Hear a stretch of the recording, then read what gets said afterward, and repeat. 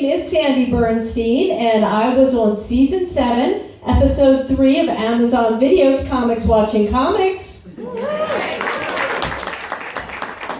You know, they should really call it Comics Roasting Comics, because the nicest thing they had to say about me, no lie, was that they didn't think it was possible to have baggy jeans and camel toe at the same time.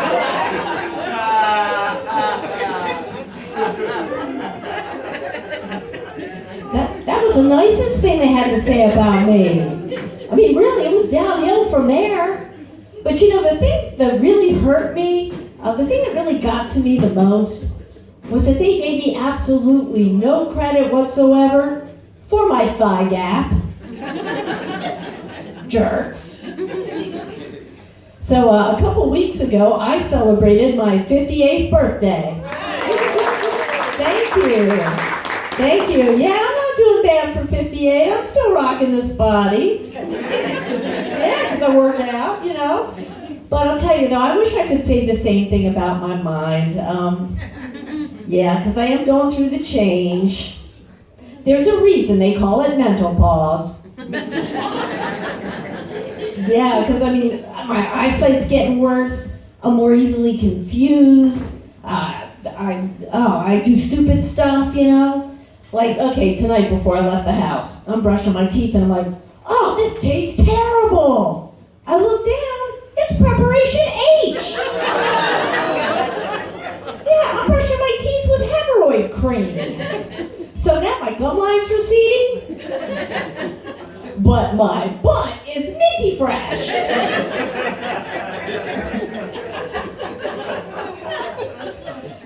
So, speaking of my butt, a couple weeks ago, I decided to give myself an early birthday present, so I went out and I bought myself a pair of thong panties. No, big mistake. I gotta tell you, my white butt in that thong looked like a head of cauliflower wearing a rubber band. Yeah. I threw those drawers in the trash. You know, I gotta stop looking at myself in the mirror when I'm wearing my glasses, because I start to see things I never noticed before. Like, since when have these varicose veins been popping out of my legs? Holy smokes, the back of my calves look like Google Maps. I'll tell you what though, I mean, this summer I'm gonna wear shorts, I don't care, I wanna be comfortable. And besides, I figure, you know what? Those varicose veins will just bring out the blue in my eyes. But now my body is changing as I'm getting older. Like, okay, take my boobies here. Now look, the girls are looking pretty perky tonight. But I'll let you in on a little secret. It's only because I'm wearing an industrial strength bra.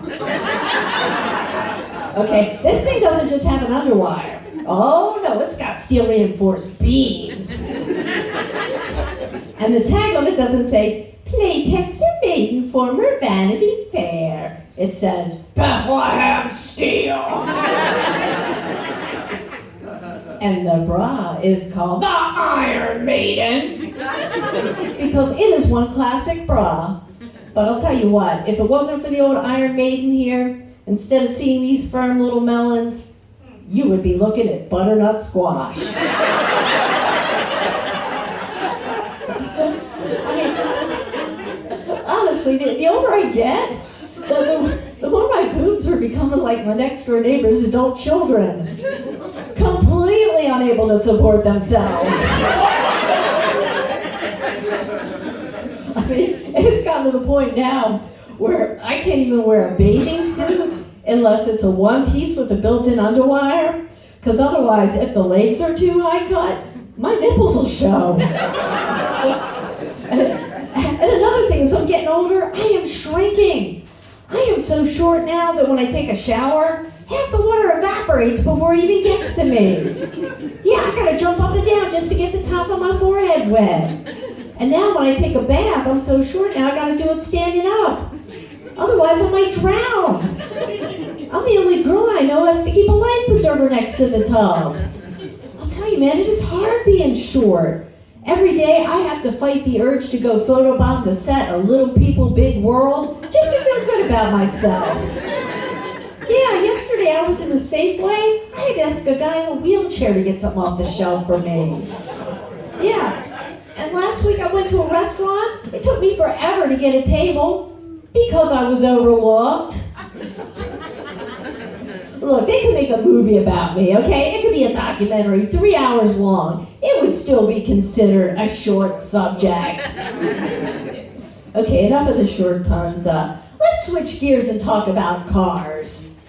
Yeah, last car I bought, I spent a little bit of extra money on geezer features, you know, like lane departure warning system and assisted braking. But technology can only do so much when you're a bad driver.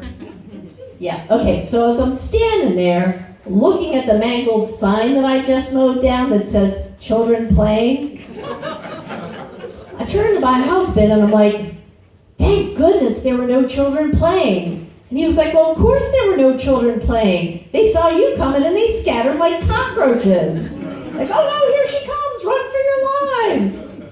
I'll tell you though, I really do need to stop cutting through the park. I mean, those picnickers are always in the way. And you know what? It's really hard to tell where the road ends and the walking path begins. I mean, they really need to put up a sign. I mean, it's been more than a month since I ran over the last one. Now, I know what you're thinking. My bad driving has nothing to do with my age, okay? I've been a bad driver for as long as I can remember, since before they had smartphones. Okay, like now you get into an accident, you can take pictures of each other's insurance information on your phones, right?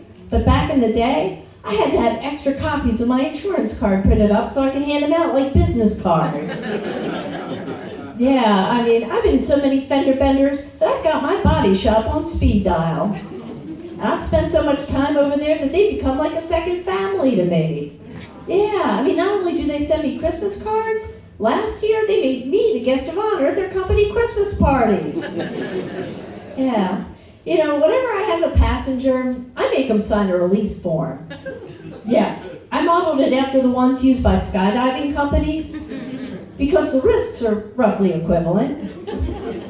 Now, my husband does not like riding with me. The first time he did, it was when we were first dating, and I was so herky-jerky stop and start that he was like, that's not bad for your first time driving a stick. And I'm like, I've been driving for 10 years. And by the way, this isn't a stick, it's an automatic. Well, needless to say, he won't let me anywhere near his car. I don't even know what his car keys look like. I mean, he's amazed that I still have insurance. He's like, oh, and I was like, hey, look, I'm in good hands with Allstate. And he was like, well, if Allstate knew what a bad driver you were, they'd probably like nothing better than to get you off their hands. And I'm like, look, they have my claims history. If they thought I was that bad of a driver, don't you think they would have seen the signs by now? And he was like, how could they possibly see the signs? You mowed them all down. Oh, well. You know, that reminds me, when I do get out of here, I do need to check on my car and make sure it's still parked on the sidewalk where I left it. But you know, so I'm not too worried about it because I already took care of that no parking sign. Do we have any golf fans here? Did anybody here watch Tiger Woods win the Masters in the spring? Yeah, okay. Now say what you will about his personal life. I'm just very impressed by his comeback. But one of the announcers said something kind of strange. He said, Tiger Woods is about to face a scary hole. And I thought, well, that's weird. Since when has Tiger Woods been intimidated by a hole? I mean, think about it. I mean, isn't that what got him into trouble in the first place? I mean, it's not like he's had any problem sinking his putts. You hear it, I'm driving at ladies, nudge, wink, wink. Oh man, now you're looking at me like I'm like that creepy friend of your mom's, you know, the one who stares at your boyfriend a little too long. Well, that's not me. I'm more like that cool aunt, you know, the one who smokes a blunt with you and treats you to lunch at Panera. Oh, I'm just kidding. I would never pay for lunch.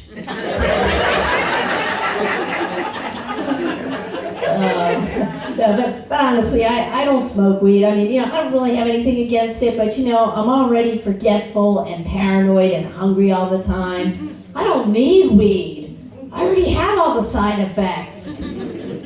Yeah, but speaking of the munchies, I want to talk about Girl Scouts and Girl Scout cookies.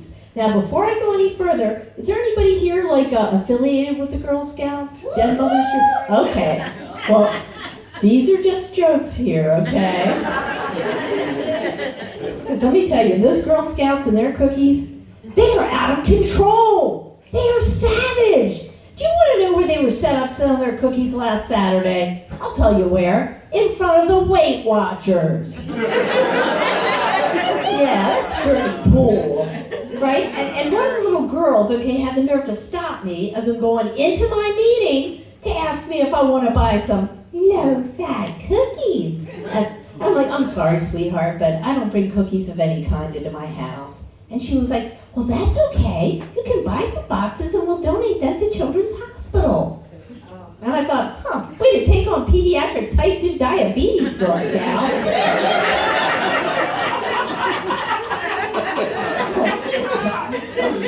I didn't say that, I'm not mean, but, instead I said, you ought to set up at the other end of the shopping center in front of the medical marijuana dispensary. Yeah. Like, I don't know if you guys heard about that Girl Scout in San Diego. Like, she sold like 300 boxes of cookies in 6 hours, right? But one of the mothers was like, that's not the message we want to send to our girls. Okay, let's review. It's wrong to sell cookies to stoners with the munchies, yet it's perfectly acceptable to try forcing them on people struggling to lose weight and sick kids. That makes no sense. But I'll tell you what, though. I went back there the next day, and they were no longer in front of the Weight Watchers. That's because they had moved into the lobby of the LA Fitness. Savage. But you know what? Ironically, I have to go home tonight and take all those boxes of Girl Scout cookies that I ended up buying and mark them up 50% so I could sell them at a profit in front of the weed dispensary tomorrow. Yeah. I mean, look, it's a win-win-win. Like, the Girl Scouts get to sell their cookies, I get to make a small profit, and the stoners get their munchies. Right? I mean, don't judge me. The Girl Scouts are giving me a merit badge for that. Anyway, listen, you guys deserve a merit badge for coming out and supporting live comedy. Give it up for yourselves. Yeah. My name is Sandy Bernstein. You can follow me on Instagram and Facebook at sandybernsteincomedy.com. And Sandy Bernstein Comedy. And my website is sandybernsteincomedy.com. Thank you guys. Good night. You've been awesome.